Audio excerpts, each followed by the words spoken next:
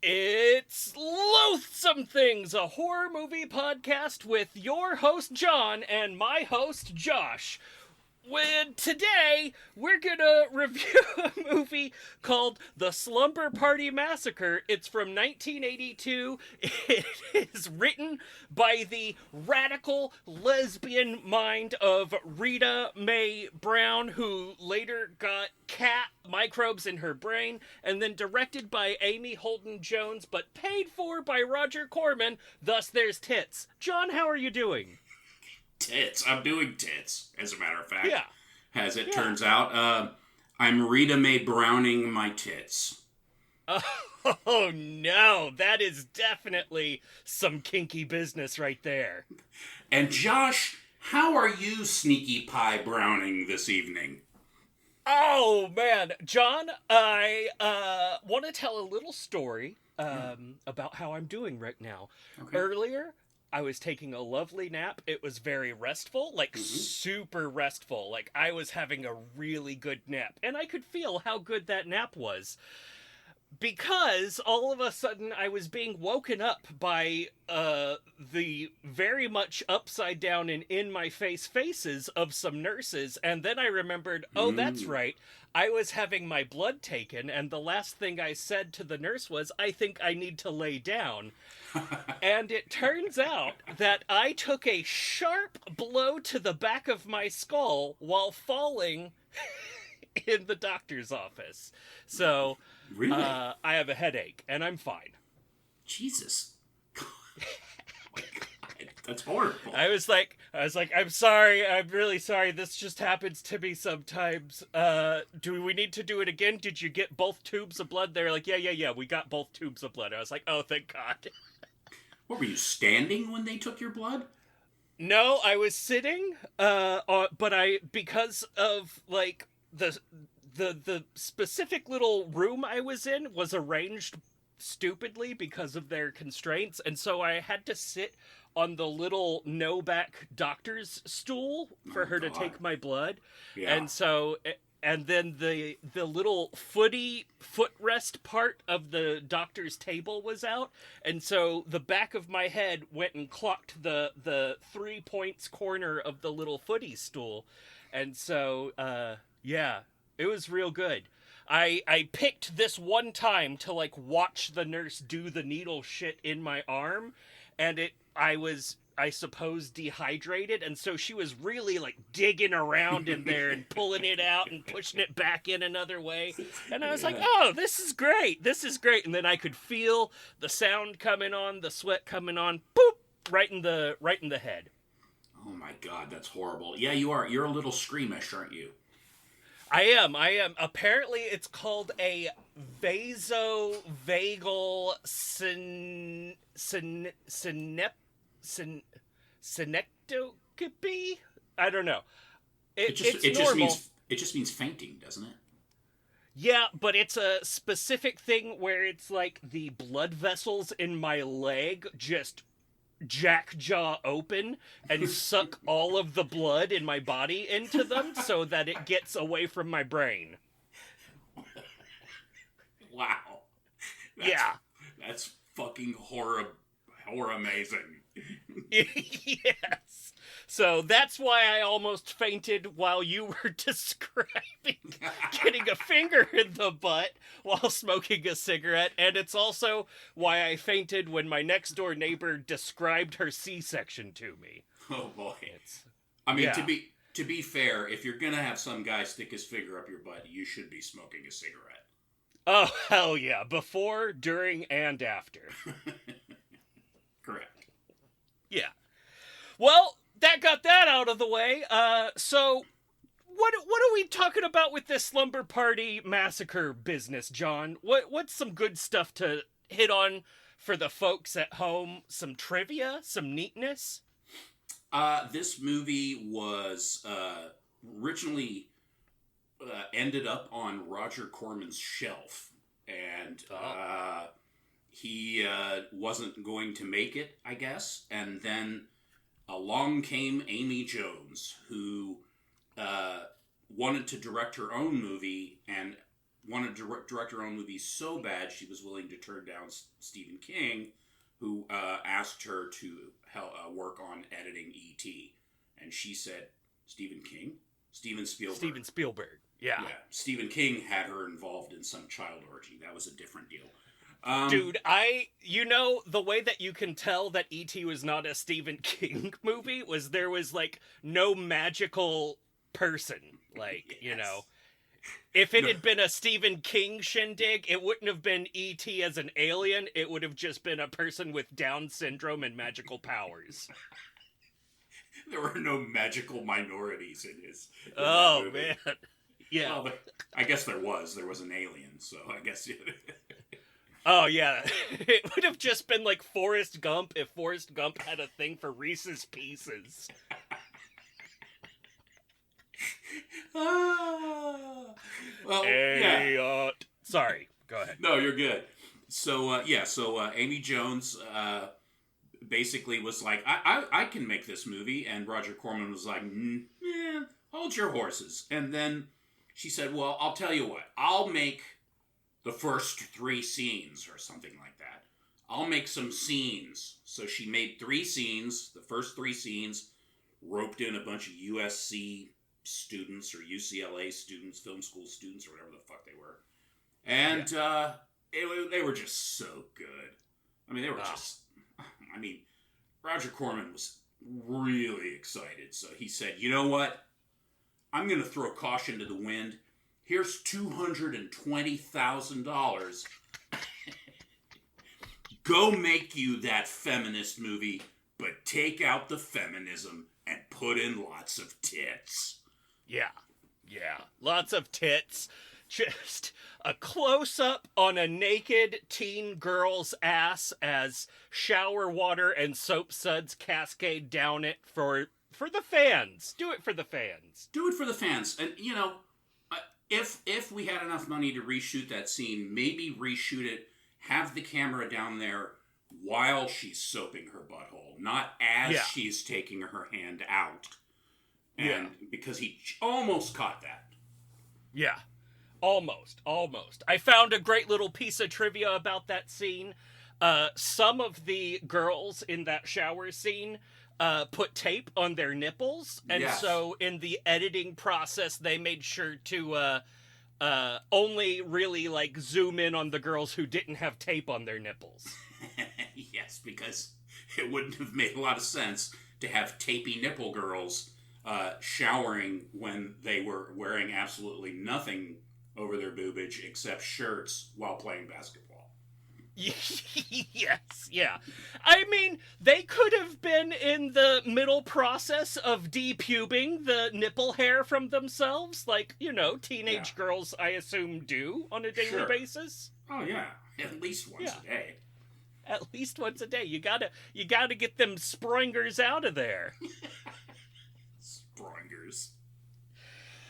And this movie is written by Rita Mae Brown, the aforementioned radical lesbian feminist who wrote Ruby Tail Jungle, which was a book famous in its time for being one of the first mainstream novels to explicitly depict lesbian sex acts or something like that. And then went on to write Puss in Cahoots, and Litter of the Law, and Probable Clause, and a bunch of other books with her co-author, Sneaky Pie Brown, her kitty. I hate her again.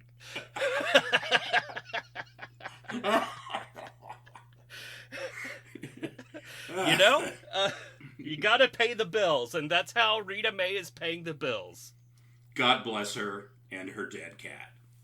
Oh, I didn't even think about it. Sneaky Pie's so dead. Oh, no. Been dead for a few decades now. Oh, no. Sneaky Pie in the sky with Brown. Sneaky Pie so brown. Oh, no. Gross, John. I'm an idiot.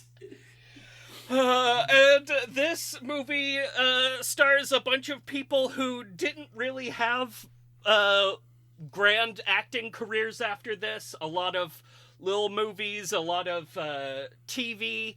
And then, of course, we have Robin Still, who developed severe alcoholism and killed herself at the age of 34, I believe you said. Yeah. Very sad, and very sad. Yeah, it was. I was kind of surprised to read that because she has a great on-screen presence. I mean, she's the most. She seems like the member of the cast most likely to, actually have a career. But apparently, she was kind of wild in real life and had an extreme drinking problem, and somehow managed to have 2 kids along the way, but just had trouble getting roles, and just reached the end of her line, I guess, at 34, which is terrifying. Damn. So that's pretty tragic. Yeah. Totes tragedy. Yeah. This movie, we can get into it and just go hither and thither as we like instead of our normal strict through the things. You've got Russ Thorne is a escaped serial killer. You've got Trish is a high school senior with a bunch of girlfriends and parents that won't be home for the weekend. So she's going to be inviting her friends Courtney, Kim, Jackie, and Diane over to smoke pot and talk baseball. Yeah. After getting out of the aforementioned no bras but all shirts basketball practice. Meanwhile, there is a slew of young gentlemen and not so young gentlemen lurking around the house, wanting to look in, wanting to get in the pants, wanting to crush snails with a butcher's cleaver. And also there is either next door or across the street Valerie and her sister Courtney, who were not invited over to the party, so they're having their own party where Valerie does Courtney's hair, accuses Courtney of giving hand jobs to boys in the 5th grade, and sharing a Playboy magazine of Sylvester Stallone's butt. Yep, that's true. Checks out. Yep. There's also an abundance of lady repair persons. There's a telephone line woman wearing a very tight up the bottom jumpsuit, who is our first movie victim. She gets the drill that Russ Thorne prefers in her telephone company van, which he then proceeds to drive around, I suppose, once over the course of the movie. His weapon of choice is an enormous drill, a huge masonry drill that could drill all the way through an entire house of drywall, and it is in no way a psychosexual symbol ever used on the cover of the film or in specific shots in the film.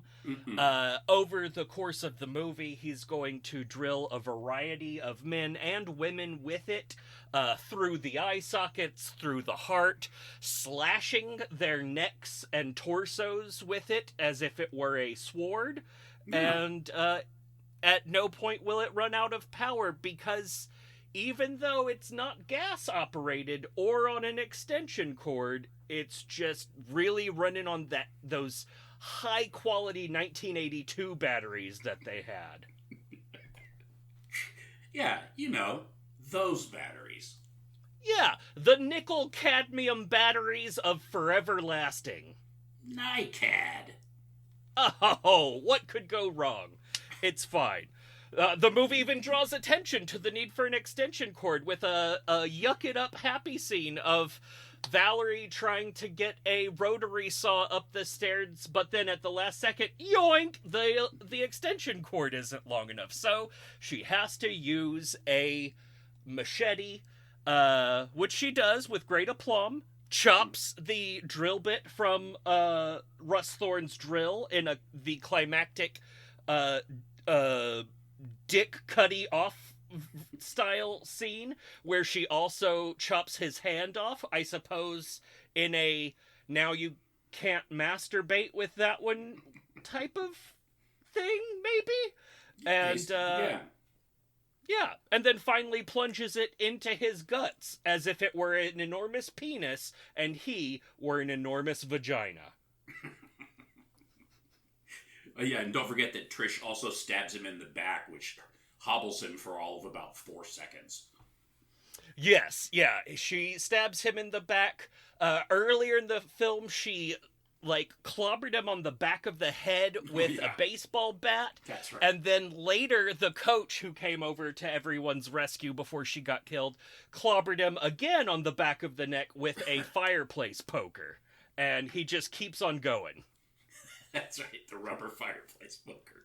Yeah, the very obviously rubber, like, after it hits him. It's so good.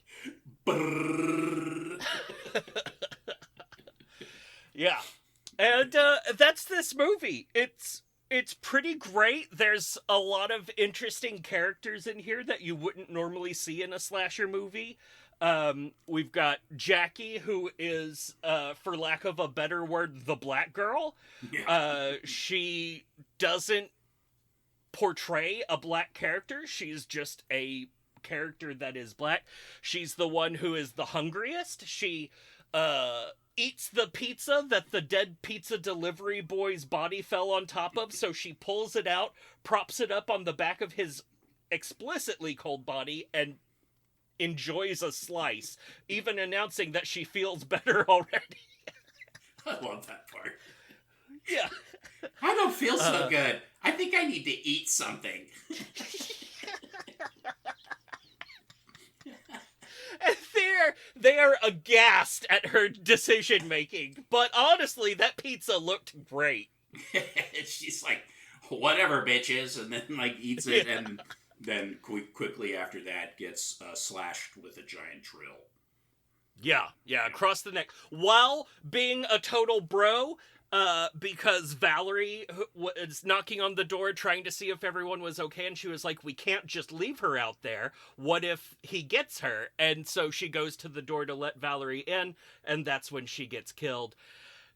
And this is part of the cool, interesting in it, like, I know we talk about Amy Jones denuding the movie of its feminism, but not entirely. There's still a lot of, like, really interesting feminism in here, including, that all of these characters are rounded to a certain extent and full.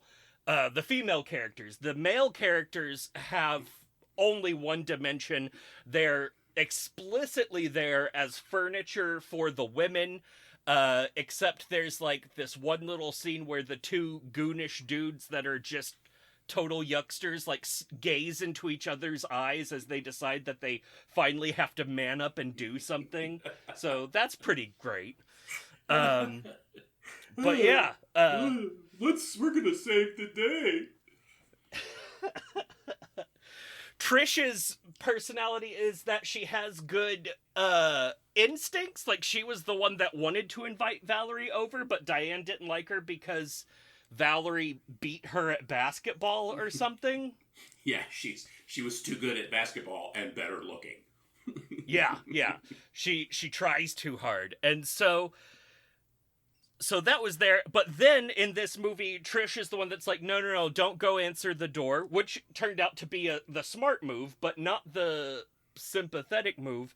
And then she also leaves Kim to die in the room with the killer after calling Valerie's connection into question. Like, maybe Valerie's in, with this guy. Oh, that's right. And, yeah. It's very strange, but she, like, survives all of it. At the end, we end up with 3 final girls, Valerie, her sister Courtney, and Trish, and it, like, takes the trio of them to finally kill this dude. It's pretty interesting. Kim didn't get a whole lot of stuff, other than, like, possibly the best, I'll go ahead and say it, the best boob scene in the movie, Yeah. But still a full character, a full-bodied character. That's right, a well-rounded character. There it is. I think I caught myself on that word earlier, too. A tan-lined character. Yes, a character with beautiful breasts. Wait. Yes. A character with really, really pink nipples. Yeah. If you know what I mean. If you catch my drift. Oh, man. Yeah. No. Oh, let's not forget. Let's not forget the scene in the car with, is it Diane with Ralph Mouth? The guy with the yellow hoodie who... Yeah, the guy that has a boob for a neck. It's like chin lit and looks creepy and ugly as hell. It's just like... And then that whole scene where he's mauling her breast on screen, and all you can see is breast and fat-fingered hand just... like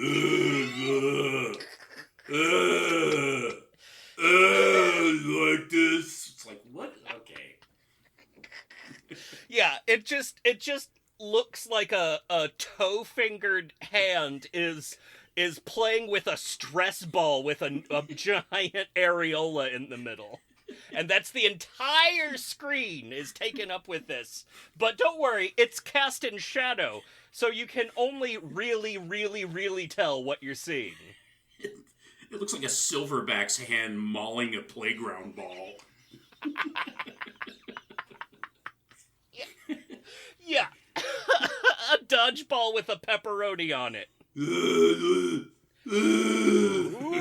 it needs a little bit more inflation. Let's do it right here. Oh, get into my neck stuff. And then he gets promptly beheaded with a drill bit. I don't know how that would have gone down, but it had to have been amazing. I would have liked much, much better detail, just so that I could figure out how the hell that works. Yeah. The graphics in this movie aren't top notch. There's some stuff. You've got some eye makeup for drilled through the eye sockets. The cool. Dismembered hand flopping around through the air and onto the ground's okay. Yes. I didn't hate it.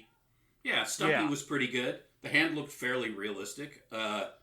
What else? Yeah, and then the rest were just weird slash wounds and, like drill through the shoulder or whatever. I mean, it was, it could have been more gruesome, but that's not really what they were after, so I guess. Yeah. Fuck them. Yeah. So I'd give this movie, I know we're going through this fast, but it's all right. This is an experiment. I gave this movie 3 6s. It's not super high quality, but it is like super story worthy. It's definitely it's 666 based on you need to have seen it if you haven't already. I hadn't, and it's something that I needed to add to my repertoire of have seens, and for that it's super worth it. It has a definite place in horror movie history and a solid enjoyability factor. Yeah. I agree. I gave it a 6.6.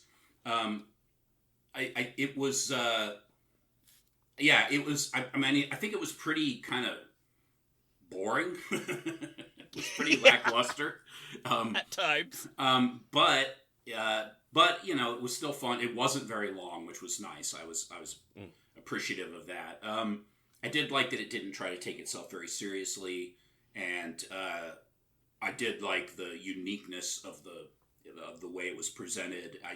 It would have been crazy to see what the original book would have been like as a film, but then again, Roger Corman probably wouldn't have had anything to do with it. Is that the second Roger Corman film we've done in a short while? I don't know. What would the first one have been? I can't remember. It wasn't that long ago, though. I don't know. I'm not even going to stop to think about it, but well, I mean, I know he's been involved with a few of the things we've done, but there was one relatively recently that whatever, doesn't matter. So 6.6 for me, and Oh yeah, I know what I was going to say. Yeah, I think it looks surprisingly good. I mean, like I don't know if they've cleaned up the transfer, like they've done a digital run through of it or something, because it They probably did, because it didn't have any artifacts. It didn't have the cigarette burns or any of that kind of crap on it. I mean, it was, it just looked really nice. I mean, it for a film that didn't cost anything, and I can't imagine they had very expensive lighting or anything, And, even the music, which was terrible, and by the way, was recorded on a Casio keyboard. Oh, yeah. Or using one anyway. The music was fine. I mean, it was, kind of like, John Carpentry, sort of, except not good. But it wasn't horribly distracting. And that was another thing about the movie, is that the sound design wasn't, like, you spend half the movie having to replay in your mind what they just said because you're too busy listening to the fact that they're screaming in your ear or whatever, while whispering. It's like, God, what the fuck? Who did the sound on this? But, Yeah, we have watched some movies recently where just, like, the horrible screaming was a detractor, and this one didn't have it. Everything was nicely even and effective, and, it looked nice. It looked real good. Yeah, I think what it is my theory is that the closer you place your microphones to Italy, the worse the movie sounds. Yeah. That's why Spain, pretty bad. France, not quite as bad. Not as bad. Yeah, but if you're recording audio, let's say, I don't know, in Italy, in a horror film, especially pre-2025, it sounds like Satan farting with a microphone up his ass. Especially pre-2025. Special emphasis. Yeah. Especial. Hey, a croccarapuni. Hey, you wanted this on the microphone? Hey, how did this sound for you? Hey, we grow all of our microphones inside of an olive tree. I don't know. Is that Italy? Who could say? I don't know. It's fine. Yeah. Comparing this film, I also, so our revisit was Butcher Baker Nightmare Maker. That film sounds like ass and it looks like ass. It is really, really a stark contrast to this movie as far as, like, filming quality goes, because that movie looks like, I believe I already said it, ass. But there's a lot of overlapping themes. You've got the underclothed teenagers playing basketball with a heavily involved same-sex coach, and you've got at home bad things are happening sexually, or imaginosexually. That's a term, right? Imaginosexually? Yeah. Mm-hmm. It is. Yeah.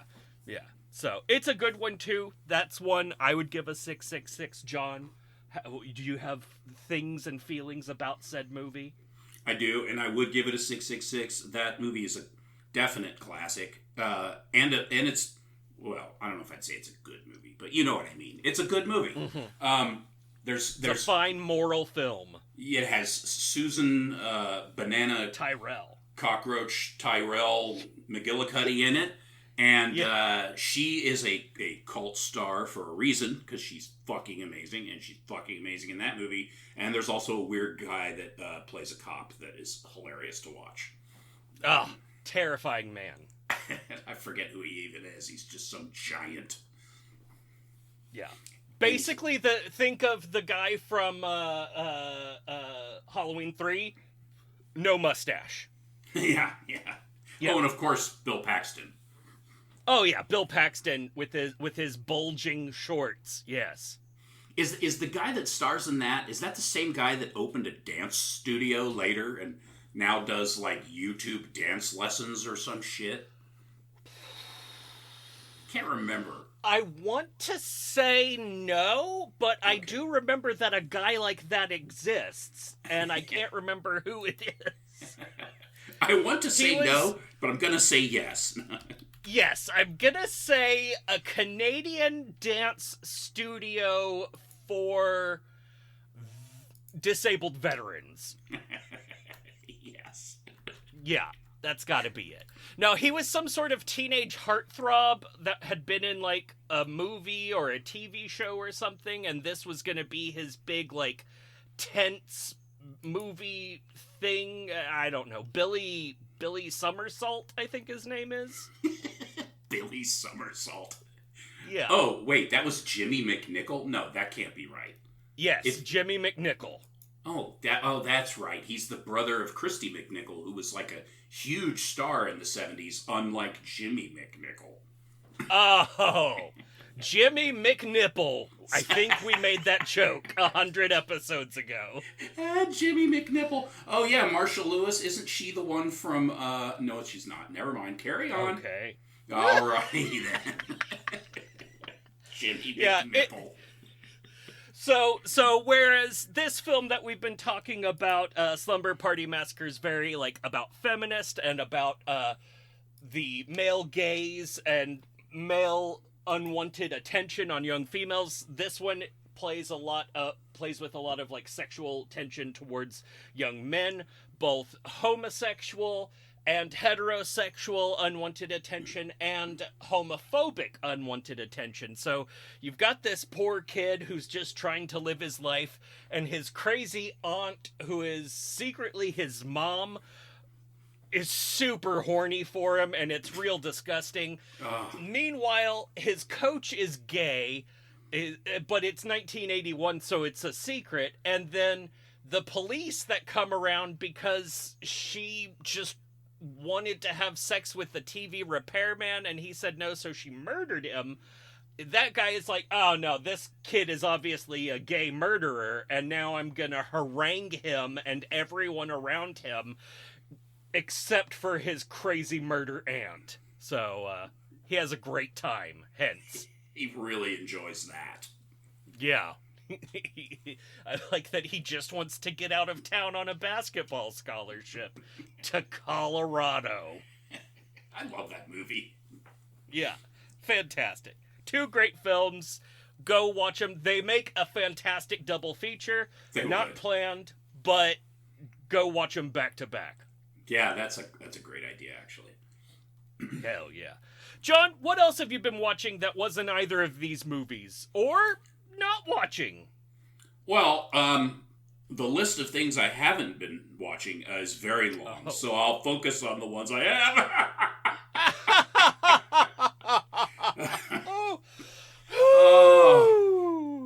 We're terrific. I watched a Czech folk horror film named Night Siren, which is very weird. It's got this little kind of witchcraft thing going on, but it's also a feminist film that kind of deals with negative stereotypes of women and how women get blamed for everything. It's really good.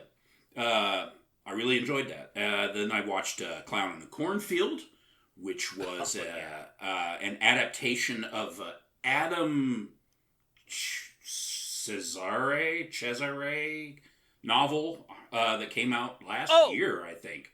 It happened really fast. Adam West? That's it. Yeah. Holy murderous clowns. And it was good. I was, I wasn't as surprised as I would have been had I seen it before you and had you recommend it by saying it was good. But I was still surprised that it was pretty good. Much like the Slumber Party Massacre, it's like the title of it is like so hard on the nose that you're like, that can't possibly be good. But then it turns out that it was hard on the nose for a purpose. It's the same guy that did Tucker and Dale versus Evil. Yeah. So yeah, and the humor is there for sure. I mean, Tucker and Dale's funnier, but but there are some good bits in this, and the performances are decent. They've got some good people, so that helps. It was good. I watched Necromantic 2, the Squeakquel, and it was total shit. That I would recommend watching anyway, because it's Necromantic 2. But I saw the first one, which I liked, even though I hated myself for it. It's so good. And then I watched his what was it, that movie about Hank Schramm? I think it was who was a or Karl Panzerem? No, I think it was Hank Schramm, who was a German serial killer, and he made and it was just another Jorg Buttgerult movie. It wasn't a great film, but it was disgusting, so that was good. And then he also did one called Der Totes King or something. Death yeah, King. I keep not watching that movie, but I keep seeing it. I'm like, oh, I should watch that movie. And that's probably the same movie that I just mentioned before, that I can't remember the name of, so it's probably the same movie. But anyways, yeah, his movies are pretty much all terrible, but Necromantic is a classic, and it is worth a watch. But, if you're squeamish, maybe not. Yeah, if you're even a little squeamish, because that one dials the squeam all the way up. Yeah, yes it does. It's really disgusting. And the effects are pretty effective for a film that probably cost like $3 to make, it was, oh man, yeah. Excuse me, I mean fucking good. I mean Deutschmarks. Oh, correct, yeah. Yeah. Five Dutch Trojans. You have to see Necromantic too, because there's a scene in it that is so pretentious, and it's quote unquote not meant to be, but it's clearly meant to be. Like it's supposed to be like an arty scene, and the director thought, oh, I'm going to put this in, and it will be very arty. I don't know why he's French, with but there his you German accent. Yeah. I will put this in because it is arty. And and then she fucks the dead penis. Two naked people in black and white at a table eating soft-boiled eggs. And that's literally what it is. They're just these two naked people, like very proper, just sitting there eating soft-boiled eggs and having a conversation because he was inspired by My Dinner with Andre. Oh, what? No. What the fuck is wrong? Why? That's the most disgusting and devious thing in the entire movie. It's horrible. So, yeah. You can smell the eggs through the scene. It's so stupid. And then I watched that other movie, High Tension. No. The Alexandra Aja? New Wave the French Extremata movie. Oh man, you got that Leave Britney Spears Alone looking girl on the front. She's got the rotary saw, but it's huge. Yeah, that is quite a device she's got there. Jesus Christ, who needs something like that? Aren't they just on a farm? Get out of here. Yeah, that movie wasn't great. And yeah. I've seen other movies by him, and I'm always, or I shouldn't say always, but from what I can remember, my reaction tends to be, it was okay. It wasn't great. It was okay. And in my mind, I've always had that, well, didn't he do a New French Extremity one, though? I'll bet that one's good.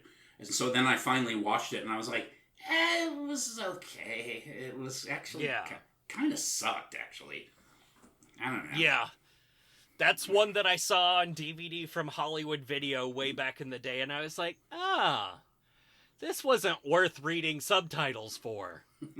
I've put off watching that one for many, many years, since it came out, because I suspected the whole time that it was going to suck. Just like I did with Wolf Creek, which fucking sucks. I hate Wolf Creek.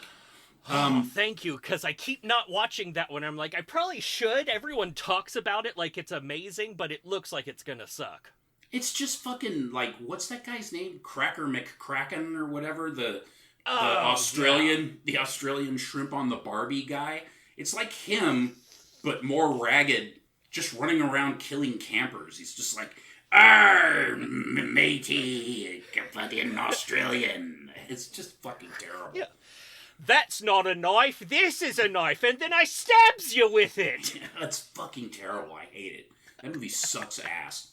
So yeah, it reminds me of that, and then there's that other one that has a similar, I always think of High Tension when I think of this other one. Of course I can't remember what it is, but it was another movie that I was like, I'm not going to watch that. I know it's going to be shit. And then I watched it a couple of years ago, and it was total shit. Total shit. And everyone loved it. They're like, yes, but have you seen this one? And I'm like, I haven't seen it yet. I don't know. I guess I'll watch it one day. You have to watch it. Isn't that the same guy that ended up doing Leatherface, the, like, Texas Chainsaw Massacre prequel? Is it?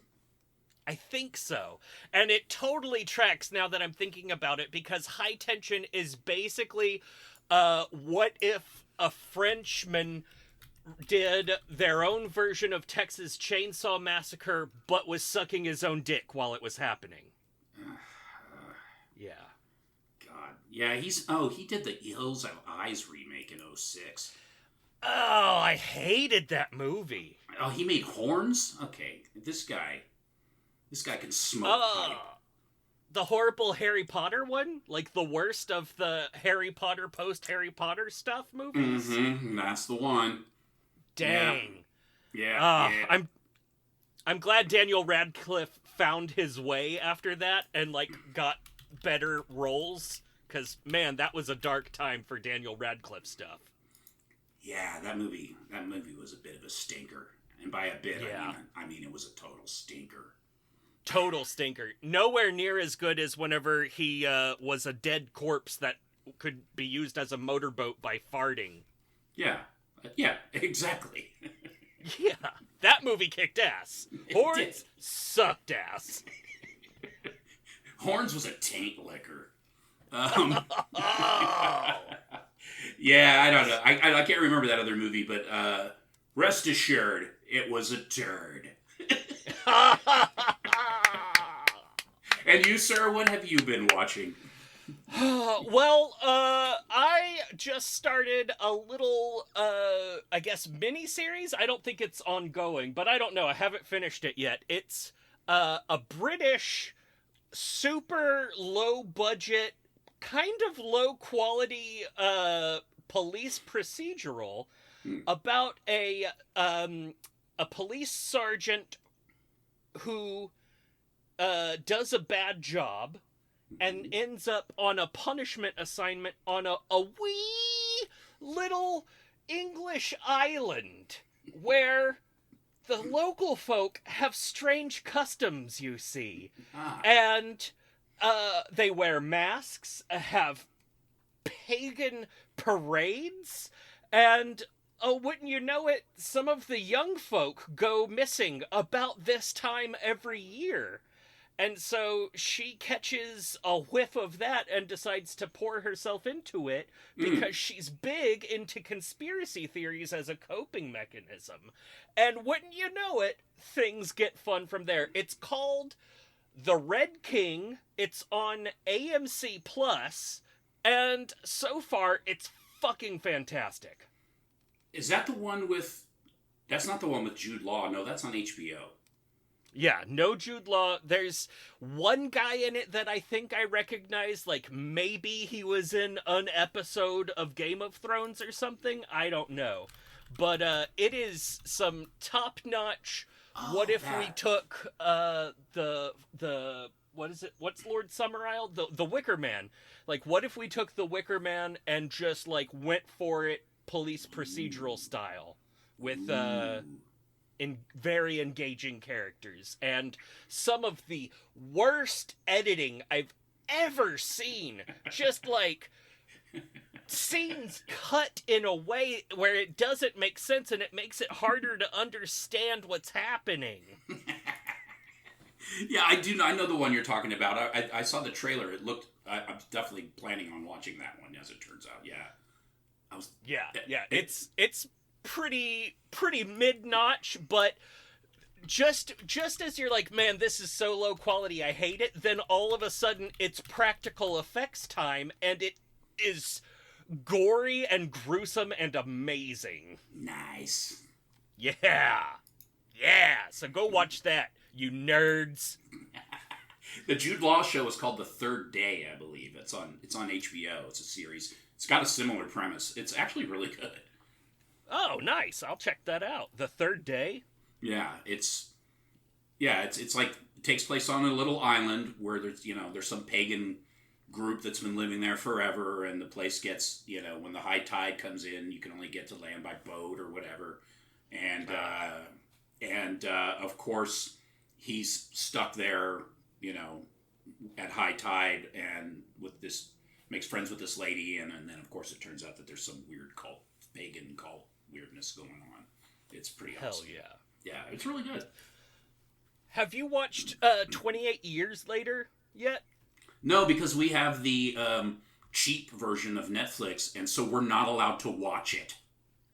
Ah, you suck. I'm gonna watch it. I'm just gonna, just stumble across it. I don't know. Oh, yeah. Sometimes you're just walking around and movies showing, and you watch it. Yeah.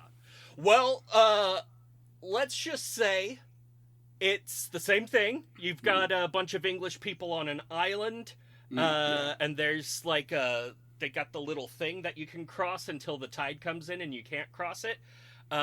Lots of enormous dicks flopping around, and the big end of the movie, could be a little bit personally upsetting for you, just based on the bit of your history that I'm familiar with. Oh, so, cool. Yeah. So there's that to watch out for. It's fine. It's not great. It's kind of a head scratcher. Like, yeah. Wait, why are we doing this movie? Why is this happening? That's fine. Whatever. Yeah, that's kind of what I've heard and read about it, but most people recommend it, so I figured it's probably... I mean, I like the people involved, so, it's definitely worth a watch, Yeah. And that was really the franchise that needed to cap things off with a sequel. So that's a pretty neat element of it. It's like, oh, really? Okay, I guess. That's fine. All right. Yeah, well, that's good. John, speaking of things that we're going to go forward and watch more of later, what's another one of those things? Well... Well, with the another one of those things, which in this case will be the next thing, is a 2020 movie made by Osgood Perkins, son of Tony Perkins, maker of Longlegs, maker of Blackcoat's Daughter, and maker of Gretel and Hansel, which we'll be watching. Yes, oh yes. Yes, much hair in the mouth, yes. Many hair, much cool sets, designings. Oh, yeah, great sets, weird haircuts, black fingies. Let's dig into that butthole and get it out of there. That lady that's like the creepiest person ever, but was beautiful when she was young. Oh, yeah. Alice Kriege. It's been a minute. The one who plays the witch, Alice Kriege. Ooh, yeah. Kriege. Yeah, K-R-I-G, for those who want to look her nice. up. Nice. Oh, and yeah. Sophia Lillis. What was she in? She was in It. Oh, she was, okay. She played the girl that gets gangbanged in the book. Oh, sorry, Sophia. Oh, rough. Because they have to bond. They have to emotionally bond over something so they could beat evil. It's like, what the fuck are you talking about? Stephen King just, trying to work through some inner turmoil there, How about if a bunch of prepubescent boys run chain on their fucking friend? Because that's how they're going to unite and defeat evil, by gang-banging a girl who had a history of sexual abuse. It's like, what the fuck is wrong with you, dude? Look, Stephen King puts his writing desk against the wall facing away from the door so that he can write better. Not so that he can masturbate under the table. It's for the writing part. And then Splooge walked in. Wait. Don't look at the bottom surface of the table. Spider-Manning around his room. It's just like the underside of a restaurant table, but instead of wads of chewing gum, it's just cums. It's just wads of cums. It's just lactites. Listen, but why are some of them blue and pink? So gross. It's the last cum cave. Oh, stalag cums and stalag mums. What a horrible little man. Oh, I hope he never gets hit by a car. Whoa. Sorry, Steven. We know you're a big fan of the show. We didn't mean it. I didn't mean it. That was just John. John said that. 10,001?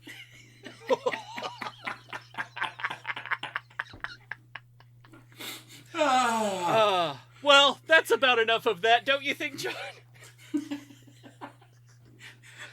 I was curious what 10,000 total listens even means or downloads. So I did a search while I was at work, anything to avoid working. And I was like, is 10,000 downloads anything? And it said something like, yes, 10,000 downloads is a sign that you're doing quite well. It's very rare for a podcast to have 10,000 downloads in one episode. And I was like, let me modify my search there, my friend. Is it still good over 120 episodes? What about over 5 years, roughly? And does that count all the times I've listened to it? Yeah. And then on top of that, I think every time a new podcast service comes online, they download all of the episodes. And so, we'll get these big spikes where it's like, oh, today 20 downloads of your podcast happened. And they all came from California. It's like, okay, well, why don't you just shut the fuck up about it? I don't need to know that. By some guy named Spotify. Oh, there he is. Great. Just making AI weapons and just kissing babies. Yeah, great.